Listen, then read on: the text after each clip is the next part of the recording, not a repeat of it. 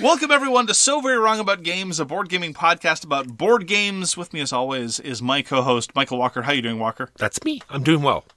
You seem to be forgetting that it's you. It seems to be discovery every time. I try to take on a different persona with my newly acquired brain cells that are reconnecting. I'm becoming a different person, Mark. I am your co-host, Mark Bigney, and we're going to be talking about board games this week. We're going to be talking about the as-yet unnamed retrospective intro segment, the AYURIS, what we reviewed last year.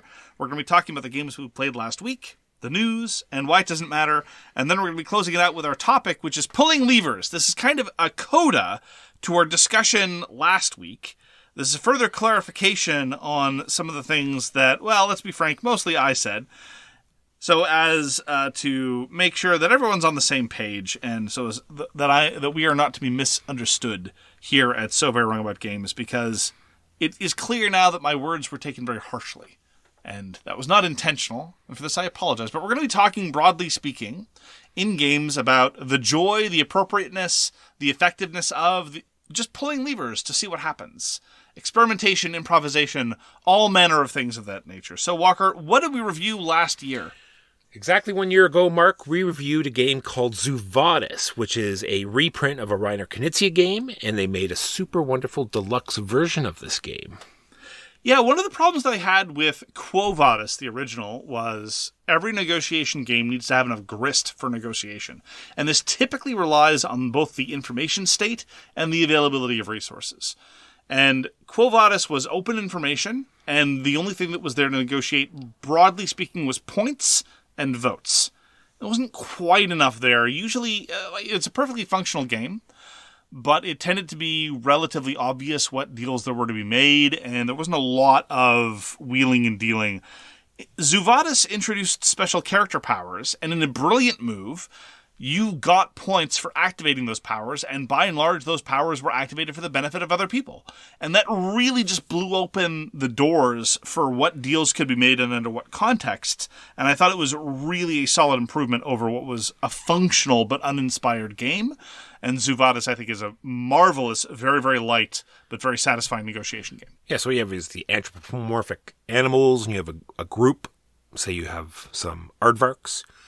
Everyone starts at the beginning, and there's all these different paths to get to the end, and you're everyone's voting each other forward, and you're trying to get your whole group to the end, and so you're wheeling and dealing, using these special abilities, trying to be the first person to get your whole group to the end of the map.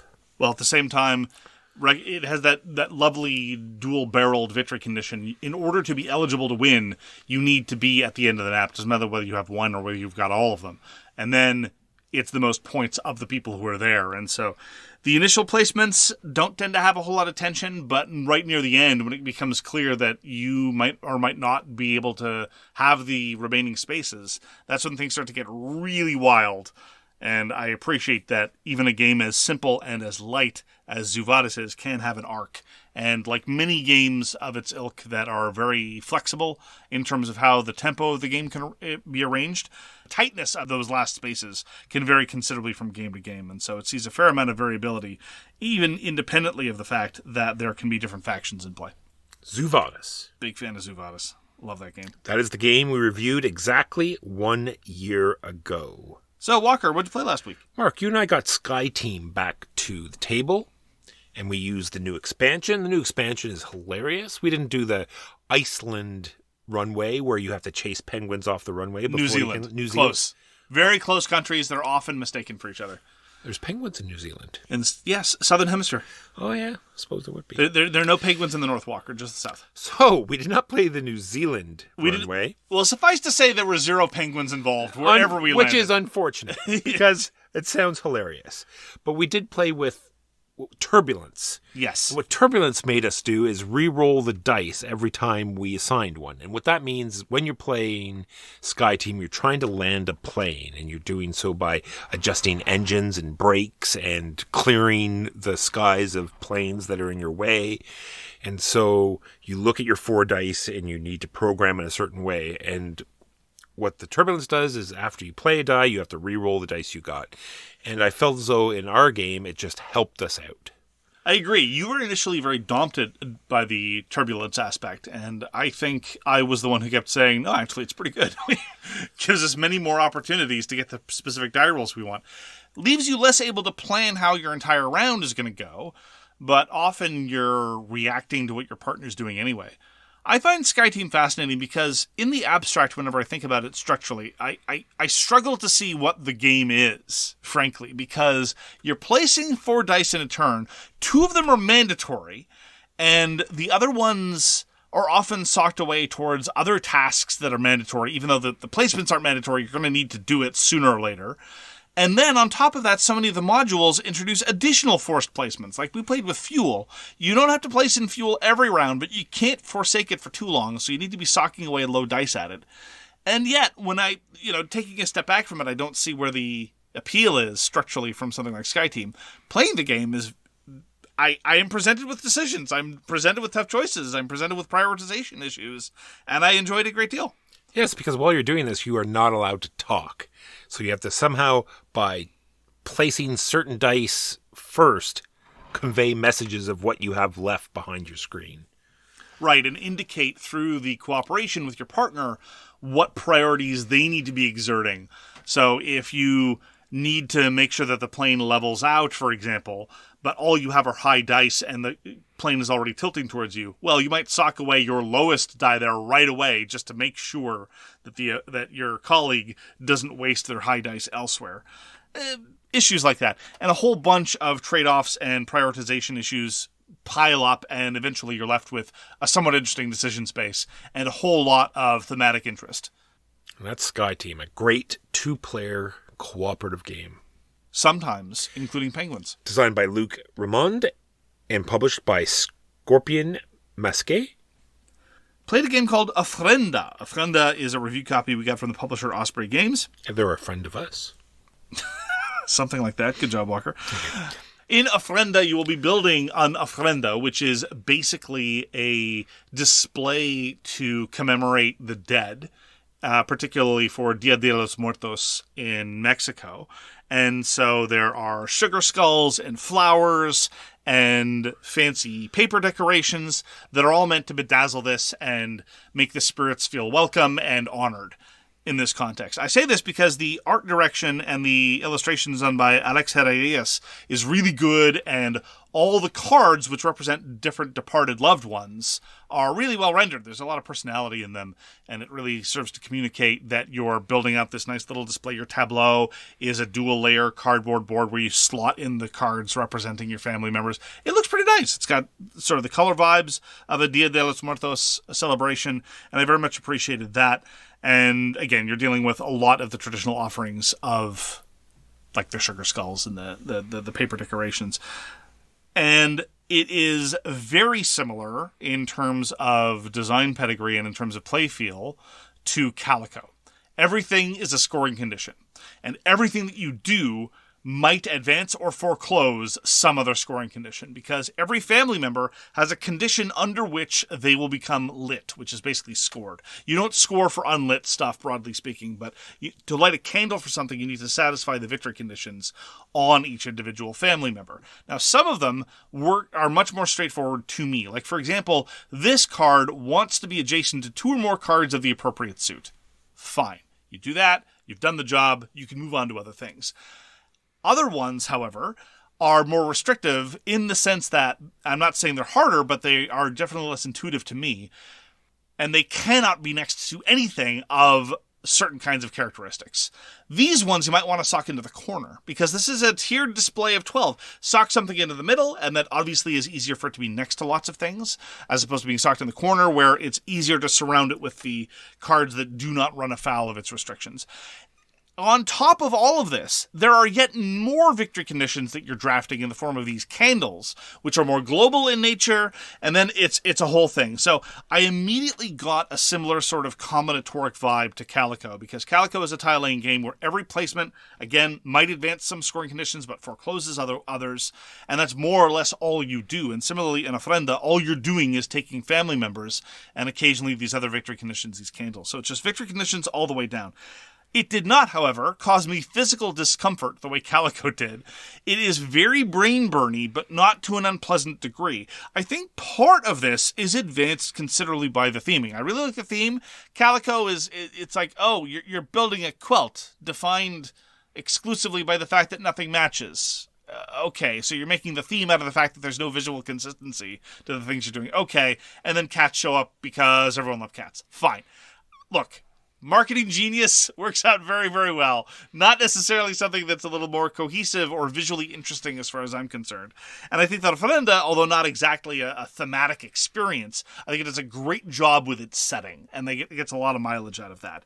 And the rule set, the fundamental rules are very simple. It's just a dizzying array of interlocking possible victory conditions. Scoring is also no joke, but that at least you only do at the very, very end. There's no in-game scoring in the middle of it. You can effectively, as a notation system, track which family members have satisfied their victory conditions and which ones haven't. But at the end of the day, we're talking about a lot of interlocking score elements that will lead very easily into triple-digit scores. It wasn't complicated, it's just a little bit time-consuming. Fortunately, the intention is that every individual player gets a sheet from the score pad. There's not one global score pad. Everyone gets their own sheet for the score pad, and it's laid out the same way that your Ofrenda is, and so you just get to write in the numbers corresponding to each individual card as to how many points it scores. So they knew what they were getting into, and they give you the necessary tools to offload it. Ofrenda is very much not my style of game. I strongly disliked Calico, while at the same time respecting its design chops. But Ofrenda I very much prefer. It's still not something that I would suggest all the time. But it is very good at accommodating people who want to do those hyper-puzzly, very, very thinky, combinatoric logic puzzles. But since the theming is well done, and the actual rules of how to play your turn, and even in the abstract how to score cards, is pretty straightforward, it can accommodate gamers that are not necessarily that want to go knee deep into that. And since it's very multiplayer solitaire, you're not going to be stomping all over everyone's faces. So as far as drafting games go, I appreciate how much thinkiness it gets out of a relatively sparse rule set, and it moves at a reasonable clip, and everyone gets to have a delightful visual impact.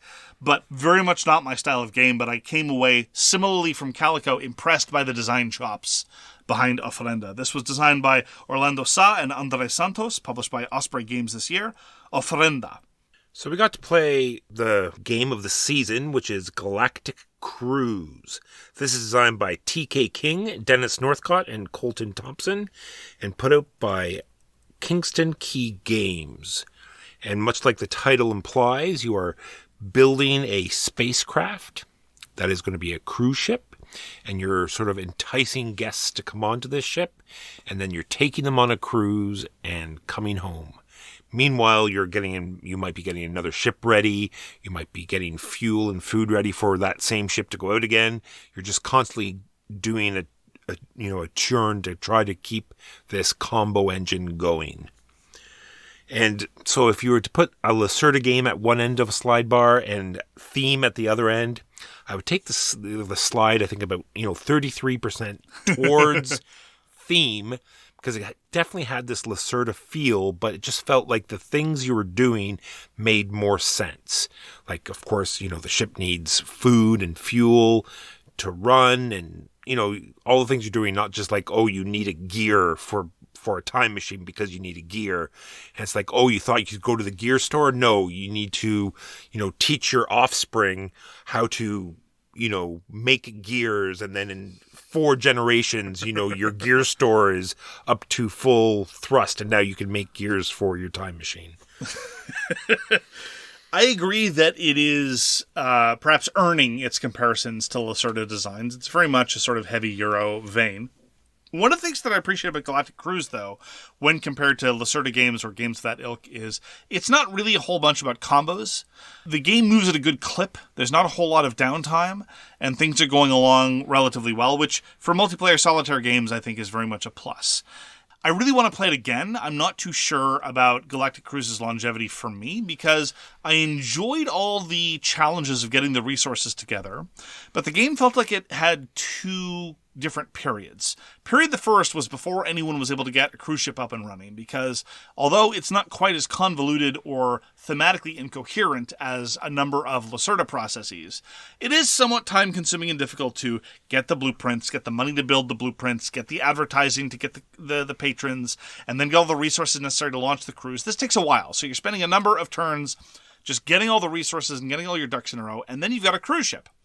And then you populate the cruise ship and you send it off to space, and while it's in space, it just gets you a whole bunch of money and points and other good things. I felt my last half of the game was relatively uninteresting. All that I was doing was just getting the resources, launching ships, getting the resources, launching ships over and over and over again, because I wasn't really incentivized to do much else. Now, granted, getting the resource to launch a ship, I'm flattening a whole bunch of stuff. You know, there's different kinds of resources, there's money, there's advertising, then there's 3 different kinds of resources itself, and you have to go and kind of pre-reserve clients, and sure, I could have been trying to start an additional ship, maybe, to diversify things, but I didn't really see the point. And I think that subsequent plays might give me a better sense of the different pressures involved, because if it ends up feeling the same, within a given session of Galactic Cruise, I felt like the last few turns were kind of on autopilot, no pun intended. But moves at a good clip, much shorter than your average heavy Euro of its ilk.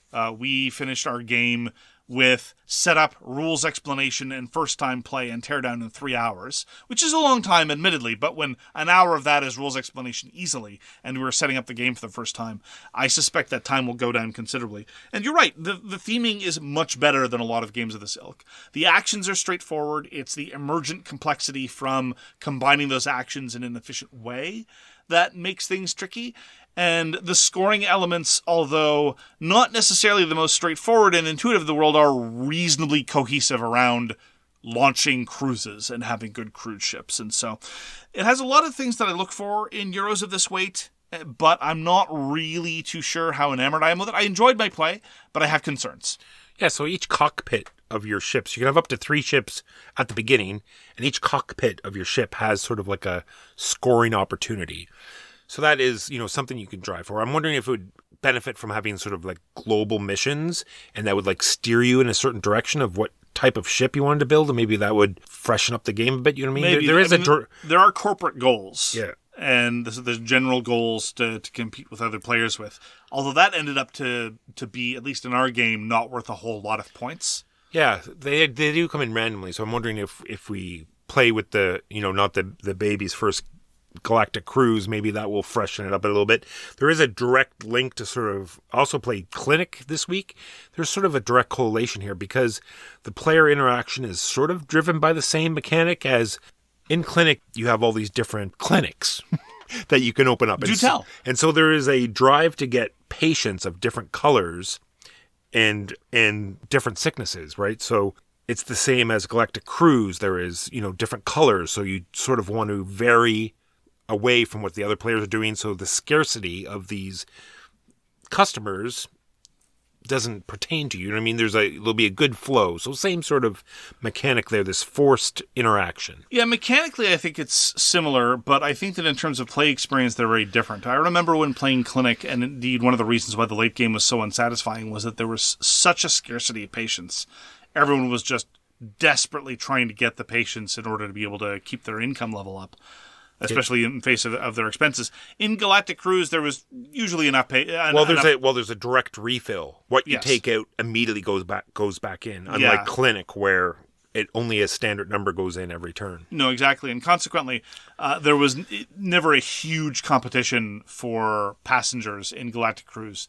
More or less everyone had access to what they needed, and it was usually just a difference between spending 2 or 3 of a given resource as opposed to 4 or 5 of a given resource. But by that point, we had the resources necessary, so it was all right. Yeah, we only did play 3 players, and there is a bumping mechanism. You are doing it is a worker placement, and then there is a bumping mechanism. So I'm wondering, with 4 players, a scarcity might happen there, and the bumping mechanism might come into play more. So, like you, I am looking forward to more plays. And we do have, this is all thanks to Warm Boy's copy, and he does have the expansions, so we'll see what the expansions have to bring as well. Yeah, overall, I'm vaguely positive. I'm trending towards positive, but as I say, I have my concerns. I have bought multiple Lacerdas, hoping that, this will be the one sort of very heavy, crunchy one that I'll enjoy, and this one definitely is ahead of all of those. Agreed. Galactic Cruise by Kinson Key Games, published this year. Played a game called Twins. Okay, let's have a talk about Reiner Knizia, Walker. Yes, let's discuss that. You know, he is an up-and-comer, right? No, good he's not. Things coming Stop from him. lying. You're a liar. And the same thing is always mentioned, especially by hobbyists in the know as of now. It's like, oh, he's designed so many stinkers. This is true. Fabulous bow tie.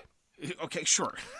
It is absolutely the case that Reiner Knizia has designed a fair number of uninspired games. Some of those uninspired games have even won awards. It happens. But there was...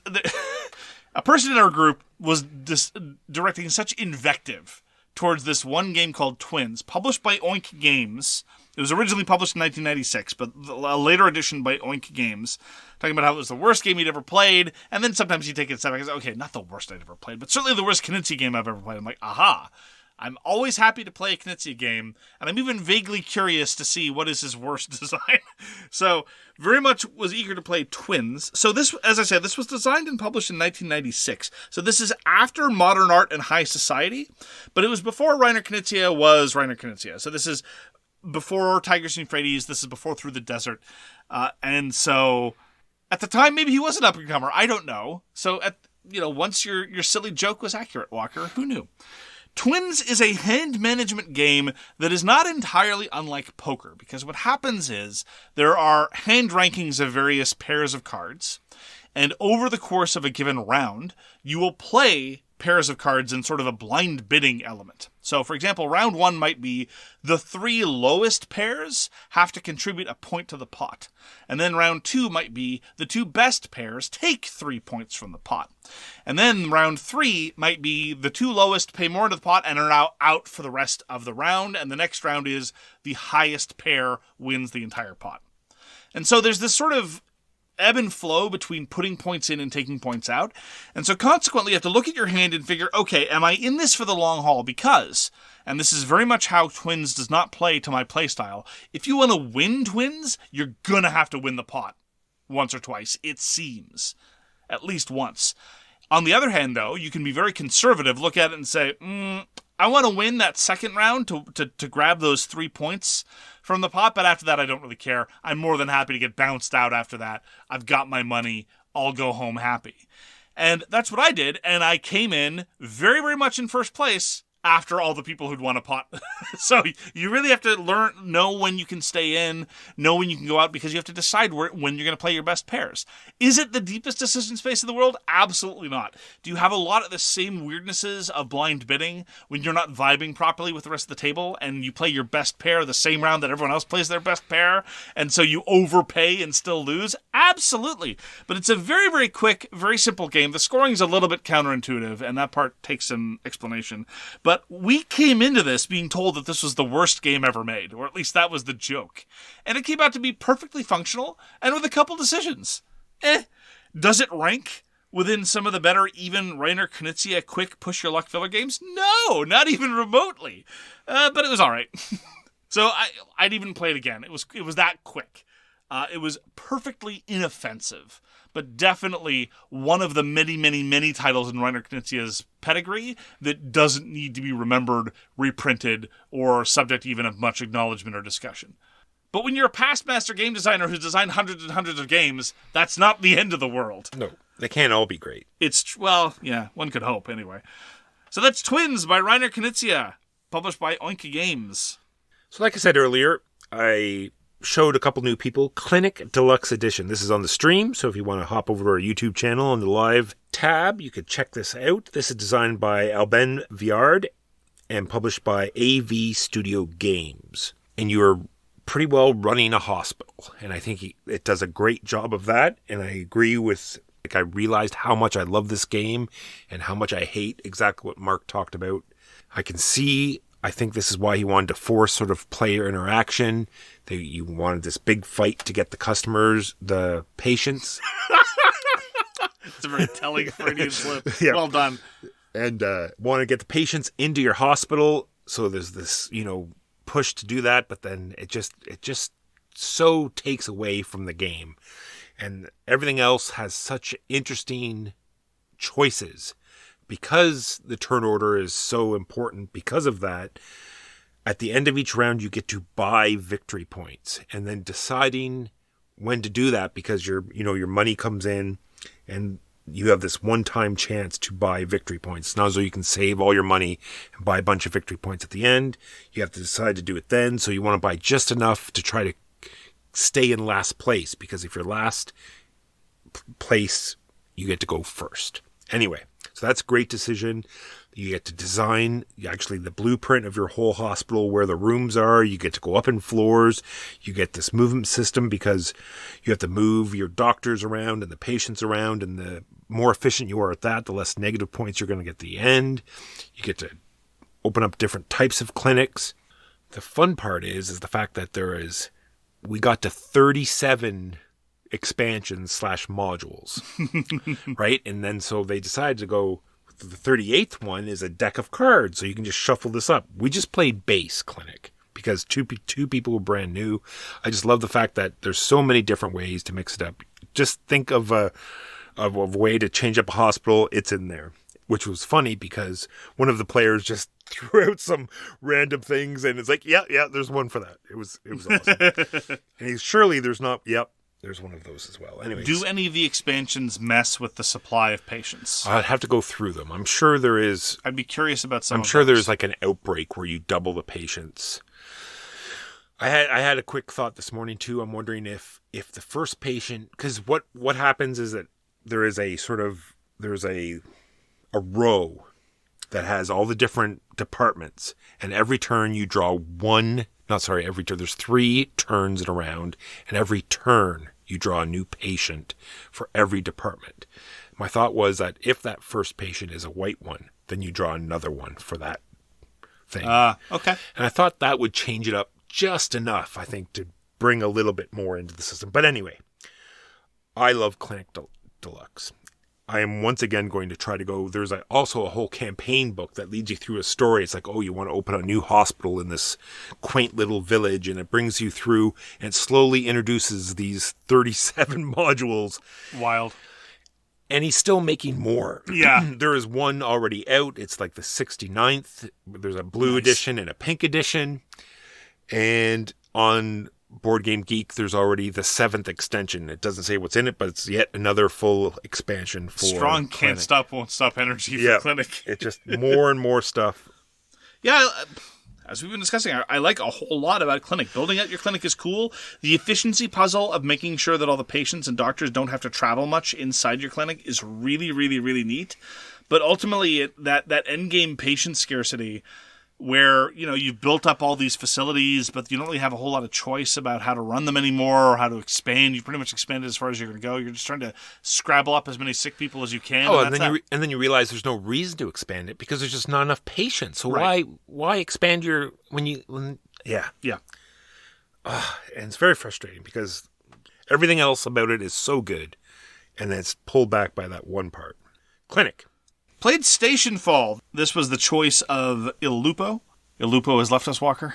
Oh. Kingston is now without Il Lupo. And sad. Such is my enthusiasm and affection for Il Lupo that even though I would rather not play Stationfall, I didn't even say anything for like the first 5 minutes of the game about how I have serious problems with Stationfall. Stationfall is one of the very rarities in our hobby. There's a lot of games that are kind of like Clinic or kind of like Galactic Cruise, the heavyweight Euro that's mostly multiplayer solitaire about economic efficiency. And then there are the heavyweight games with dense, thick rulebooks full of weird outre combinations and strange possibilities and exigencies that is meant to tell a wacky story about hijinks. The juxtaposition of hijinks and dense rule set is a tricky, tricky path to tread, and I will freely grant that Stationfall does it better than many. There were lots of games in the 80s and 90s that were all about doing this kind of thing. The things that sometimes the historical consim gamers would say were beer and pretzels games. But when you're spending 3 hours playing a game, I think we're well past beer and pretzels. Anyway, setting all that aside, that was my token back in my day comment. Stationfall, I will freely grant, is more Stationfall than any other game that has ever been. And we were playing the team variant. I have misgivings about the team variant. The fundamental structure of Stationfall is that every player represents a shadowy cabal of interests. and they have a couple of characters that they kind of sort of are theirs. And at the end of the game, you will score for one of those characters. Although in the middle of the game, you can flip and pivot and suddenly control a different character instead. It's called the Schrodinger's Reveal, because heaven forfend anything in Stationfall have terms that make sense. But anyhow, in the team game, you don't have that liberty. You don't have that flexibility of saying, okay, this is my horse, but I might be able to swap horses later on. In the team version, you get dealt 3 character cards at the outset, and each one controls 1, and then the third is basically a bonus, and you sum your scores at the end.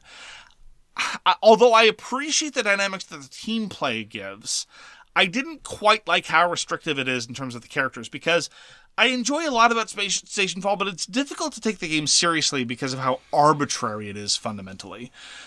There's a sort of equilibrium in Stationfall. The theme of the game is you're on a space station and it's plummeting into the atmosphere and you have to escape, nominally.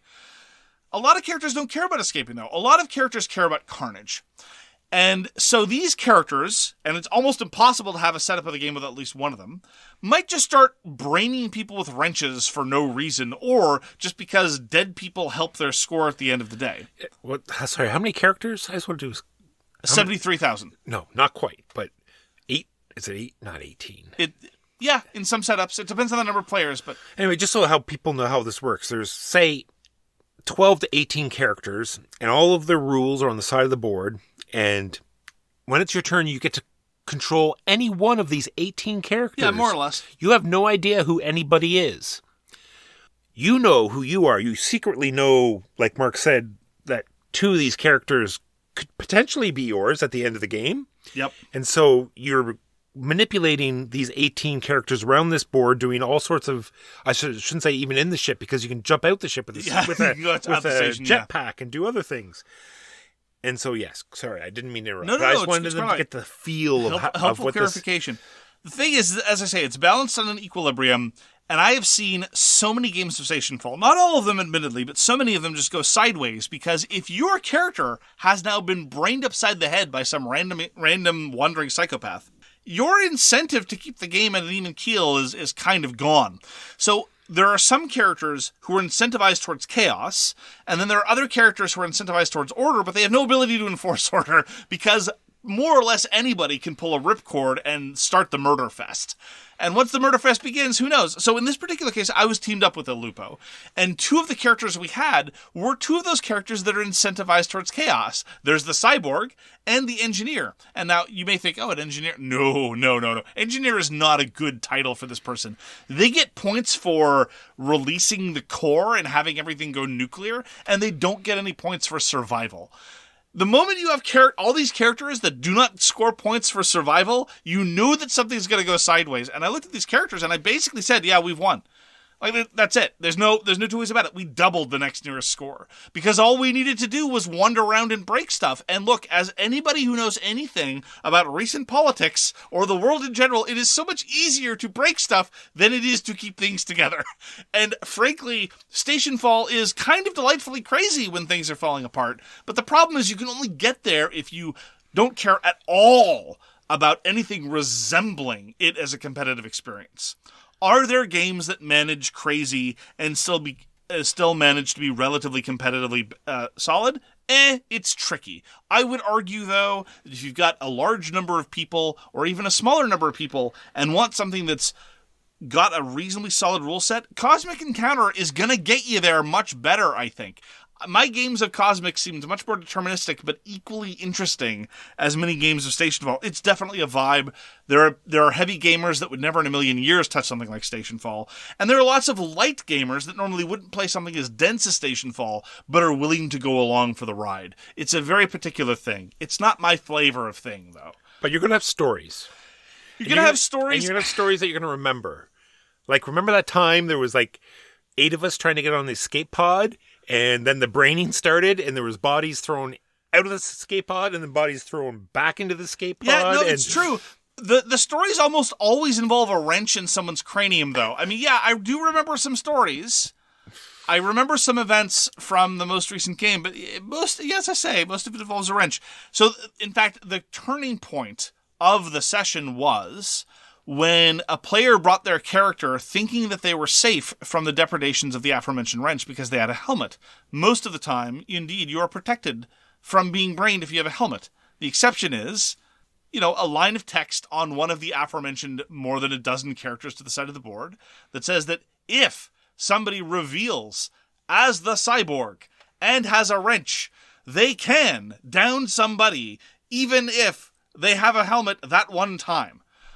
And that's what determined the course of the game. I revealed as the cyborg, I brained to the ground. He was sad. He was legit bummed because he didn't know about that weird corner case. And one of the other Stationfall enthusiasts shrugged and said, yeah, that's Stationfall. It's like, yeah, that's the game.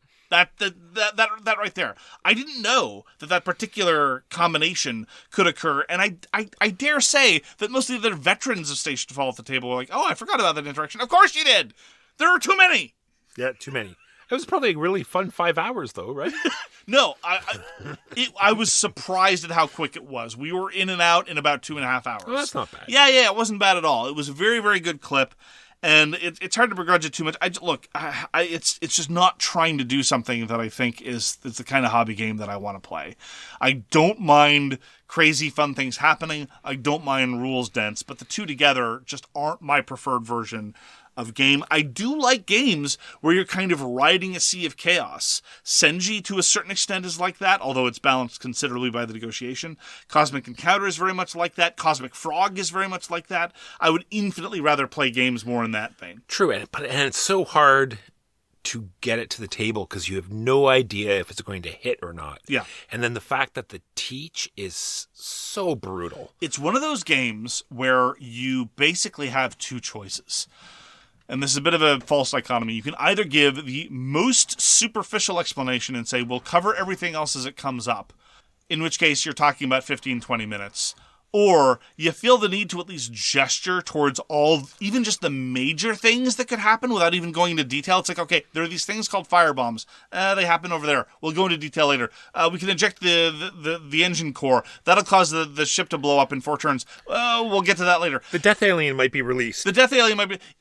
And that is going to take you 45 minutes to an hour. And even then, everyone's going to get so confused. Anyway, I could complain and praise Stationfall for hours, and I have in other contexts. Not my bag. I understand why other people love it, though.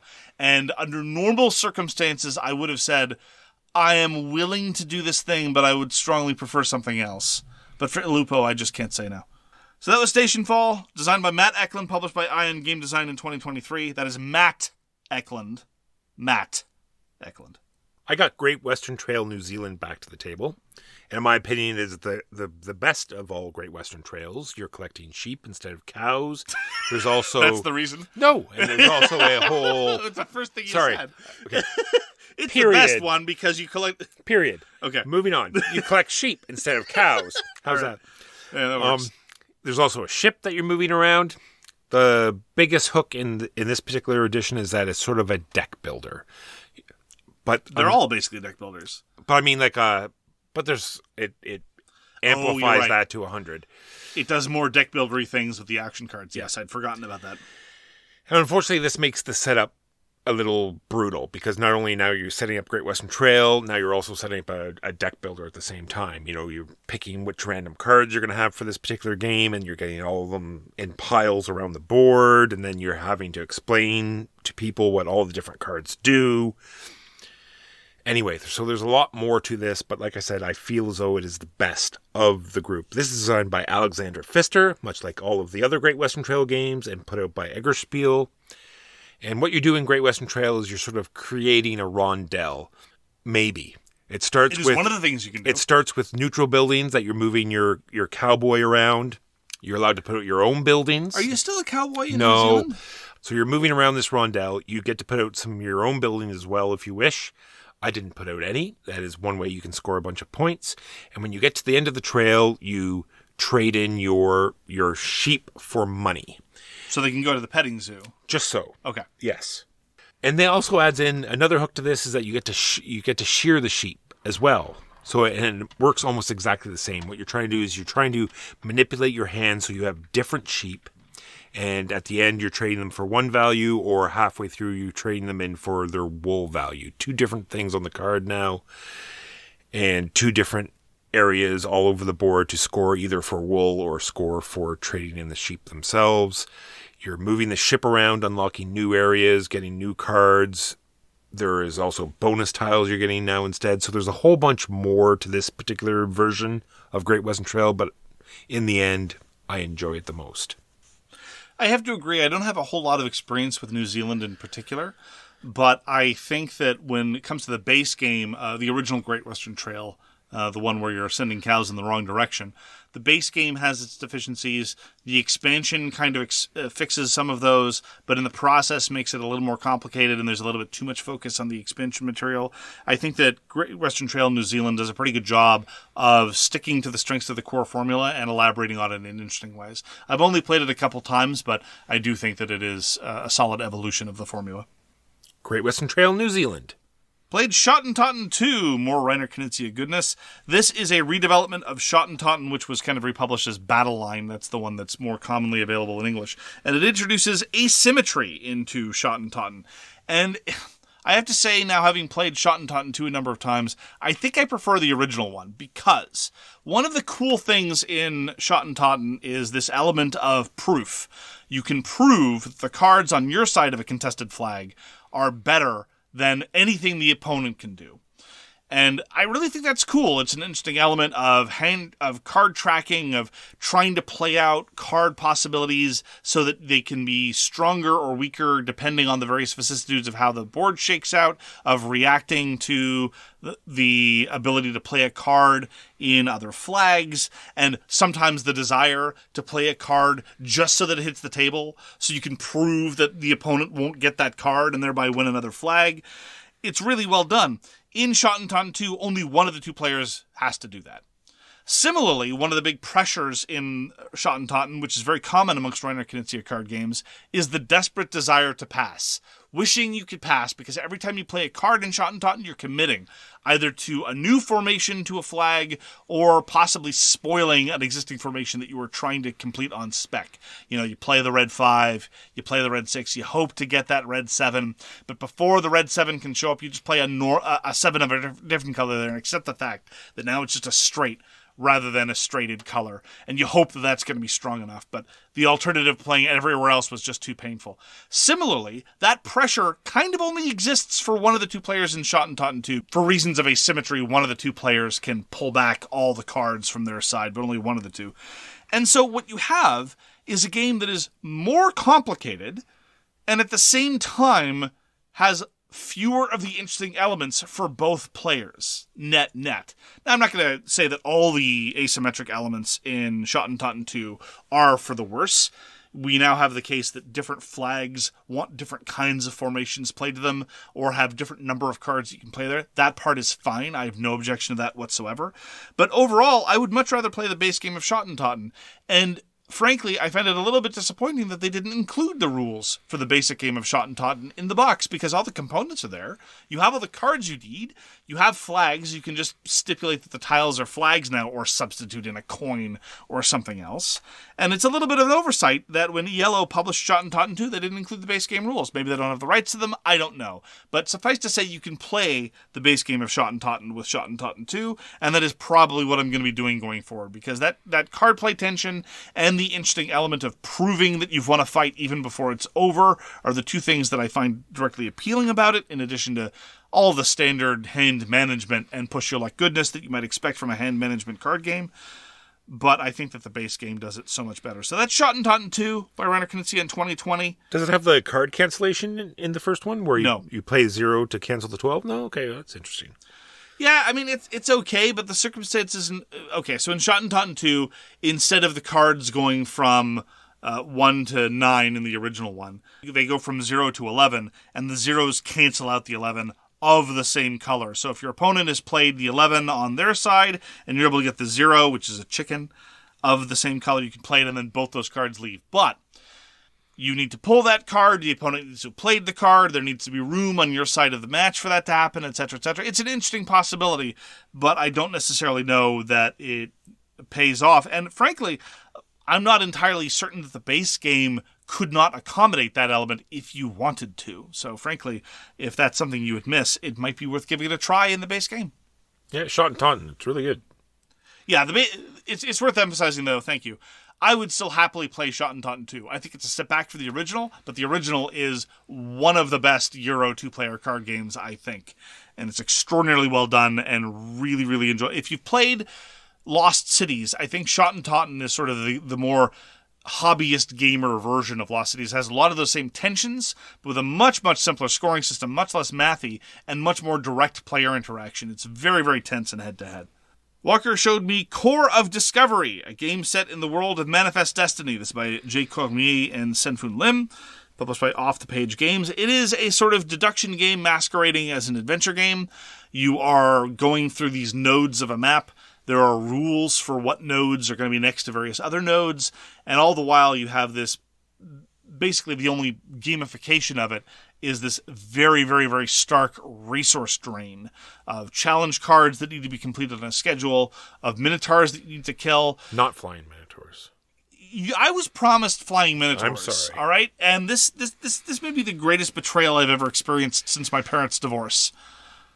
I'm very sorry. And my father looked at me square in the eye and said, "I'm leaving because of you."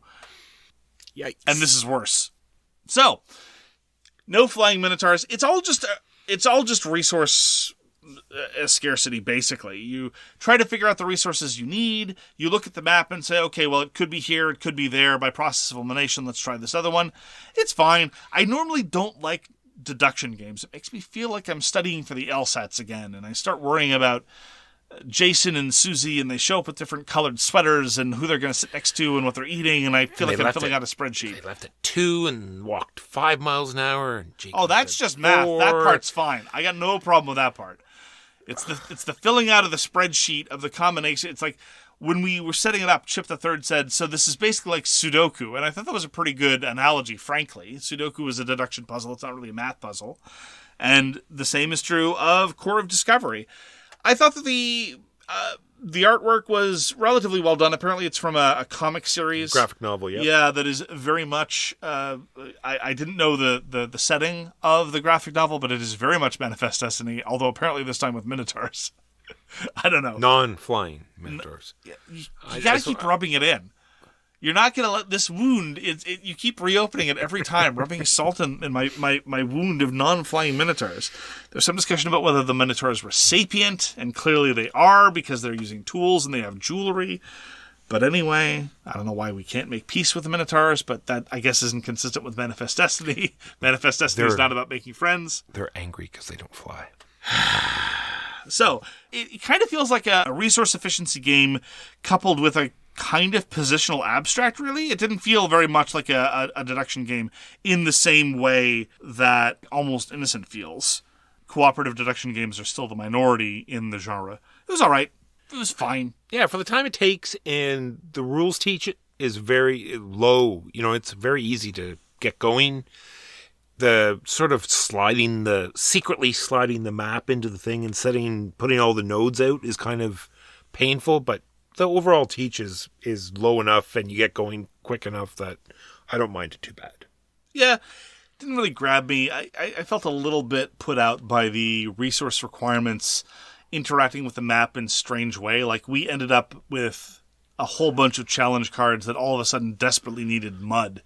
And there was just very little mud to be had on the board. First of all, mud being a resource, I'm a little confused, but setting all that aside. So I'm not exactly sure how we could have done things differently unless we had known at the outset there would be a strong mud tension somewhere in the second day. I'm not sure. But it was, as you say, the rules explanation is very, very simple, and the setup isn't too onerous. I'd be willing to try it again, but I wasn't a huge fan. Agreed. That was Core of Discovery. And those are the games we played last week. Now, a quick break to pay some bills. And we're back. On to the news and why it doesn't matter. Fromage, Walker. Fromage. One of the things that I said in a review of Fromage that I wasn't a huge fan of was that I felt that the order cards were a little underpowered.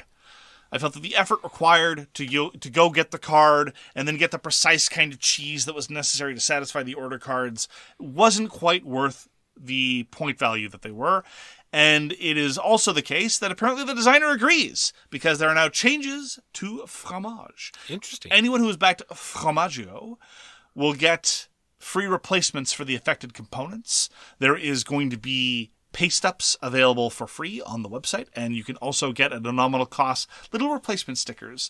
They're fixing some of the asymmetric buildings, or modifying the values, and they're also making order cards worth slightly more points. Interesting. I'm a big fan of this changes. We're still big fans of Fromage. Great game, wonderful conceit, and I'm glad that they are tinkering a little bit around the edges, and I'm looking forward to Formaggio and the free fixes.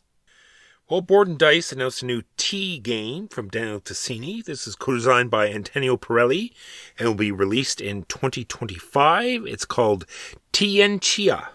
And it looks great. It has like sort of the building of the Great Wall in the background and another tea game, another Daniele Tascini game. I'm all in for that.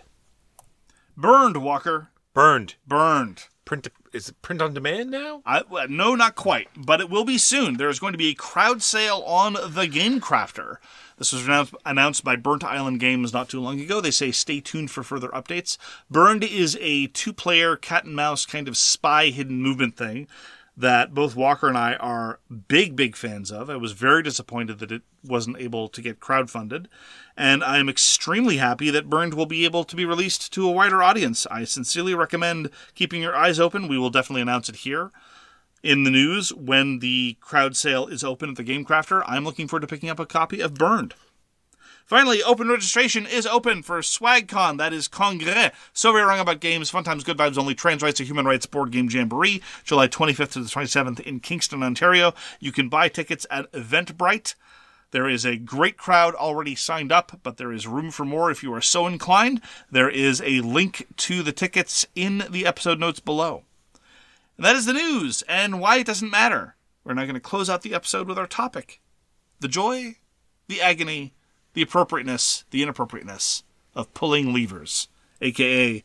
Mark sounds more harsh than he means to be. The role of experimentation and improvisation in board games. Absolutely. So, a number of people, we talked about this in Furnace Time, but for those of you who do not listen to Furnace Time, there was a bit of discussion on various fora about people concerned about whether or not in a competitive game they're, quote-unquote, holding up their end. When I expressed the view, and this is a view that I still sincerely hold, that among the social contract of playing a board game, that you have an obligation to pursue your own interests and not to engage in random moves, allow me to assert that by random, I mean genuinely random. I mean like rolling a die to see what action you're going to take, which is an activity we have seen before at our table. Or deliberately doing something not to further your interest, but to consciously further the interest of someone else when there's no exogenous reason to. If you do something, and someone theoretically asks you, why did you do the thing? And the answer involves some possibility of some output somewhere that involves your pursuing your own victory, then I'm cool. I'm not, like, why'd you do that? It's like, well, there's some possibility that if this happens, and then this happens, and this other thing happens, and it rains on Tuesday, and this other thing happens, I might get a point out of that. Oh, okay. Not what I would have done, but that's cool. If instead the answer is, I don't know, that's different. That is slightly different. And so, frankly, I'm not one of those people who, when playing Puerto Rico, for example, this is the classic instance, and someone takes a role that I think isn't the right one to take, I'm not going to crap all over your decisions. That's not me. Make that very, very clear. I am specifically just foreclosing the attitudes where someone plays completely randomly or explicitly to torpedo their own chances to benefit somebody else. That's the stuff that I think runs counter to the social contract. Not that you have to be good enough to sit down at a certain table. Some people regard board gaming as a competitive aspect first and a social event second. I think that is... I'm not going to say that that's the wrong way to do it, but that's not the way that I approach it at all. I'm not training for the World Board Gaming Championships. I would never go to the World Board Gaming compete in the World Board Gaming Championships. For me, this is a social event first and a competitive event second. And if anything, that second aspect serves to reinforce the first rather than the other way around. But anyway. And like I was saying earlier. That's my coda. Yeah, like I was saying earlier, is that sometimes people learn by watching other people play, and sometimes people learn by just doing their own thing. So even if they see another person doing something and they take something that they needed, that's not their fault. They're learning by doing their own thing. It's not their fault that they're not watching what's going on at the entire table. Some people just play differently than others. Absolutely. I revel in the long shot, the risky gambit, the unexpected pivot. These are joyous, joyous things. And I would never in a million years want to stand in the way of someone's joy of discovery. And I would never want to add to a perceived kind of social anxiety about not being quote unquote good enough, end quote, at a certain game to play it. That is nonsense. If you're playing at a competitive bridge tournament, fine. Worry about whether or not you're good enough to be partnered with somebody. That's a different thing entirely. Oh, by the way, you're not. I'm cut from the team? I'm just saying, if you're wondering, then you're in a lot of trouble. I don't think that's true. No, I mean it. Like, I've seen a lot of people who've expressed the social anxiety. It's like, well, I'll play, but I'll warn you, I'm not any good. No, Sometimes. I'm talking about bridge specifically. Yeah, okay, fine. Okay. Yeah, I hear you. No, it's just, I've heard this all the time. It's like, you say to somebody at an open game night, maybe this is someone you know, maybe this is someone you don't know. Hey, do you want to play X? And like, I don't know, I'm not very good at games like this. Don't sweat it. It's okay. Agreed. I have some games listed here. Go for it. That I felt really fall into the experimentation sort of bucket. I've got some too, yeah. All right, good. I was wondering if I had wasted my time. No. And I feel as though Mind Clash does this best, in my opinion. Really? Yes, they have games like Tricarion and Anachrony that give you these wide choices. Like in Tricarion, you have these multiple trick books that you can delve into each game and do totally different things. And in Anachrony, they have all these different machines and things that you can build that totally change the way your game evolves. And so I feel as though they sort of feed into that sort of feeling of experimentation and finding different ways to play. Anachrony, maybe. Mind Clash, but I don't know if this is definitely part of the core Mind Clash experience, and I certainly don't think this is true of Tricarion. Here's why. When I think of playing Tricarion, sure, there's a lot of different tricks you could decide to pursue. I'm sorry, illusions, Michael. Sorry. I'm sorry. And that certainly provides for a variety. And yeah, from game to game, you're going to might have a slightly different experience by virtue of that. But when I think of Tricarion, I think of one of those games where all your ducks need to be in a row. You need to get the A to get the B to get the C, and if you're one off, you're not going to be able to get anywhere. You need all of it in order to do the thing, and if you're slightly off. So there's no room for improvisation, there's no room for experimentation. You have a list of things you need to get done in order to perform that illusion, and if you don't, well, sucks to be you. Well, I'm saying the sort of repertoire of illusions that you choose and how they interact with each other is a way that you can change things up. I guess, but to me it's just more like, what are the plans that I'm going to pursue this time? Rather, maybe we're just talking about different scopes, but it's a different vibe as far as I'm concerned. So let me give you an example of one of the games that I had in mind, and that's Millennium Blades. Millennium Blades, you pretty much have to embrace the joy of experimentation, because otherwise you can all too easily, and I've seen this in a number of games, especially when I play, because I'm very conservative by nature, and I'm not very good at embracing the joy of discovery. It's a character flaw, generally. It's easy to stick with your starting deck, because you get this pre-canned, it interacts with itself, it triggers off its own things. It's weak, but it works, right? And in Millennium Blades, there's this massive universe of cards that you can swap in and out of your deck more or less at will. And it is up to you to craft a new group of cards that sing well together, and there's thousands of ways you can do that. And so you really can just look at a single card and say, I'm going to build a deck around that card and see what happens. I'm going to say, let's see what happens if I build only cards with this trait or this other trait, and play different decks and experiment around with that kind of thing. It's wild, and it's meant to evoke the sort of broad meta experience of playing a collectible card game. So instead of building a variety of decks and participating in tournaments over the course of a year or so, in a game of Millennium Blades, you'll have the opportunity to build a variety of decks and play pseudo-tournament thingies. And that's one of the reasons why I like Millennium Blades, because it forces me to get out of my conservative comfort zone and play around with stuff and pull levers and experiment and have the joy of discovery. The same sort of feeling, I think, is what you're going to get out of Sacra Arms the more you play. Because what you're doing in Sacra Arms is you're taking these little mini decks of fighters, and you always have to choose two, and finding new ways to combine different fighters and discovering new things that different fighters do when paired together is a fantastic feeling as well. Yeah. The same is true very often of, pivoting off of those, because both Millennium Blades and Sacra Arms in some ways are kind of aping the deck construction aspect of Magic the Gathering. The same is true of any deck construction game. The same can be true of well-done tabletop miniatures games. Like, I'm going to play around with this new kind of army. I want to see... I remember when I first got started in tabletop miniatures games, and I was playing the D&D collectible miniatures game, because that's what was played locally. It's the same old story. You play what people play locally. Yes. And one of my favorite armies, it was not very successful at all, but it was entirely premised around a single question. Can I get an incredibly cheap unit to be able to do monstrous quantities of damage? And so I built an army around a concatenating series of buffs that when they all overlapped in precisely the right way, there was this group of cannon fodder units that suddenly started becoming monsters. Now, take any one of those elements out and they were all useless again. But I had so much fun tinkering around with that list and playing that list and watching my opponents discover how it worked. And at their best, miniatures games can work that way. So in the vein of matching heroes together, it's the same thing as matching gods together in Spirit Island. Seeing how different gods interact with each other and how they can play off each other and how they can help each other, and how, when you take certain spells will change up how powers. It works. Yeah. Yeah. And the sheer universe of different powers, and seeing how a new power can interact with an aspect of another spirit, or they're not gods, they're spirits. This is actually important. I'm very sorry. No, it's okay. It's just, the universe is a very particular tone, and for people who take it seriously, then they're spirits, not gods.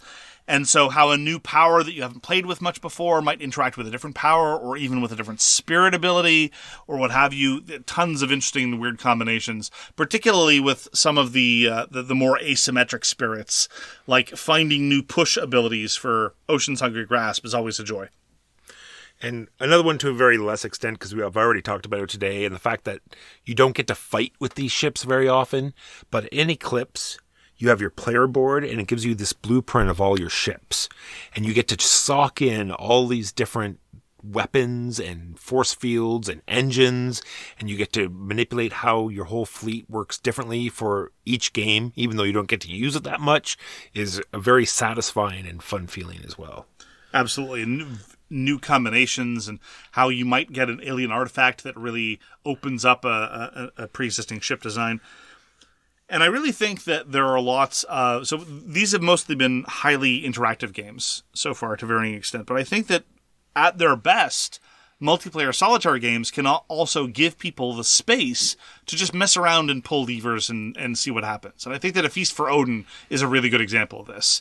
You get to mess around in this big sandbox full of lots of different ways to get resources, lots of different things to do, and maybe you've never settled that colony before.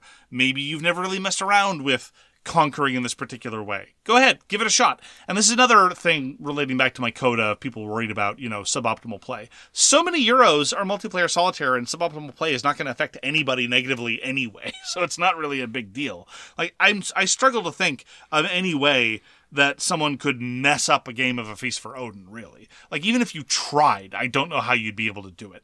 Now, again, we don't necessarily think that multiplayer solitaire games are the pinnacle of the hobby experience. Sometimes it's a detriment, and I do think that A Feast for Odin is kind of riding that line, but it's a little better with the Norwegians, and there's just so much cool stuff to do, and just the joy of pulling different levers and finding different things to do can be even completely divorced from wild quantities of asymmetric powers that we've been talking about in these other games. So I get that same feeling from games like Robinson Crusoe and Frostpunk, where it's a cooperative sort of keep your people alive, scavenging type game, and there's so many different options you can do, like which buildings are you going to build this time? How are we going to deal with these different combos? Like, we should try, we should try building our hut first this time, and, getting ready for the weather as opposed to, getting food or venturing out into the island. Different ways you can, play the game each time you do it.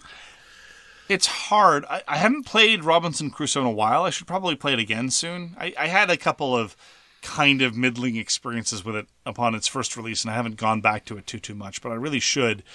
But my memory of Frostpunk is very much that the resource demands were so huge that there wasn't a big sandbox in which to play. It's like, we desperately need this. Well, I could go and do some other things, or I can just desperately scrabble for the resource that we desperately need. True, it is a little bit of that Sky team where you only have 4 dice and you're 3 of them are allocated no matter what. Yeah. But it's where you allocate that 1 die every turn and try to get that little bit of an advantage, right? It's like, oh, I built the library, and it might seem foolish, but now we'll have all these other options, right?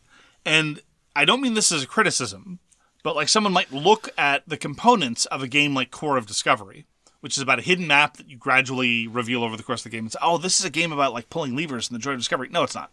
It's really not. And that's not a criticism. It is a game about resource scarcity and trying to infer where the thing you need is. Yeah, that's why when I talked about it the first time, and you have this disconnect, right? Where it gives you this adventure feel, but it's not. It's not everything needs to be that way. My ultimate point is that resource scarcity, this desperate, it's one of the reasons why A Feast for Odin feels so much more open than Agricola. In Agricola, far more of your time is just worried about feeding your family. In A Feast for Odin, feeding your family is borderline trivial, but that gives you the ability to mess around with all this other stuff. If it is the case that in a co-op game or anything else, your primary needs are survival, there's not going to be a whole lot of lever pulling, because mostly you're just occupied with survival. Now I have a list of improvisational games. Okay. Like code names, where you assess the people that are around you, you sort of get a feel of what you can do to sort of manipulate the board into the way you want. Like, how do they know you enough that if you say certain things, they will be able to link these words together? Do they know when you say 7, then, well, obviously it won't be that, but this is the closest thing, and he's 7. going for it. So 7's a lot. I know. Yeah, all these open form social word games where you can make truly interesting connections, and there's literally endless possibilities because language is definitionally infinite. It's wonderful. And then there's like bluffing games. That's why I put Star Wars Rebellion back in here. It's sort of, where your base is. Huh. And so you try to, you might pretend to focus your troops in an area. You're not going to leave it undefended, but you pretend there's all this action over here. I'm told that's the smartest thing to do. And cockroach poker, it's the same sort of thing. It's this inflection in your voice. It's this plain, it's this aloof. You give this aloof sort of thing as you pass cards. You had so much technique when administering swirlies while bullying people. Cockroach poker is fantastic. It's such a great game. Just the way you can manipulate the table, I would really enjoy that. And then there's games that I don't enjoy for the same reason, like social deduction games like Blood on the Clock Tower, where somehow people get inferences and ways to figure out what's going on when there is no real solid information, yet somehow they infer it in a way, and I can't do that. And so I'm glad they have fun doing that. Yeah, it's weird. I feel like Blood on the Clock Tower doesn't give me any of the room to pull levers to find new ways to solve the problem, because I feel like I'm just laboring under the dense, interconnected web of noise, misdirection, and nonsense introduced by the roles and the storyteller pulling the strings. I feel like it's the storyteller that gets to pull levers in a game of Blood on the Clock Tower, not the actual players. Yeah, I know. I've been talking to people that have played Blood on the Clock Tower, and I always... Well, more than we have. Yes, more than I have, and I complain about there being no solid information. Apparently, even though there is solid information, that's not true either, because the storyteller can just say, no, the little things that you thought were true aren't actually true because I had to manipulate the game in a certain way that now all your information is false anyway. Hope you're having fun. Yeah, so if there's anybody that gets to pull levers, it's the storyteller in Blood on the Clock Tower. That's been my experience. I know a lot of people love it. That's fine, but not my experience. I'm glad we could just spend some time Yeah, so talking about the joy of discovery. So I hope we cleared everything up. Everything's clear now, I think. Oh, like, that's fine. We don't have to come to definitive conclusions about everything. I'm glad I was able to correct the record and talk about a style of play that is genuinely joyous when it works. Not a whole lot of designs lean into it. And one, as I say, that is all too often counter to my impulses. So I appreciate it when a game really encourages me to lean into it. And this is what I tend to do on first plays almost every time, is that I just try to pull as many levers as I can, or I find one particular lever that I would like to see can bring me to close to, that I'm not in last place. Yep, absolutely. You're much better at that than I am. And that's going to do it for this week. Thank you so much for joining us for So Very Wrong About Games. We appreciate your deciding to spend the time with us. We hope to see you again soon. Until then, please exercise self-care, take care of yourselves, take care of the hobby, and as always, thank your rules explainer. Peace! You've been listening to So Very Wrong About Games, a board gaming podcast about board games produced by Michael Walker and edited by Mark Bigney. You can find all our information at SoWrongGames.com. Special thanks to What Does It Eat for allowing us to use their most excellent song, FOS, as our intro. You can find them at WhatDoesItEat.com. We hope to see you again soon, and as always, try to be right, but remember, you're so very wrong.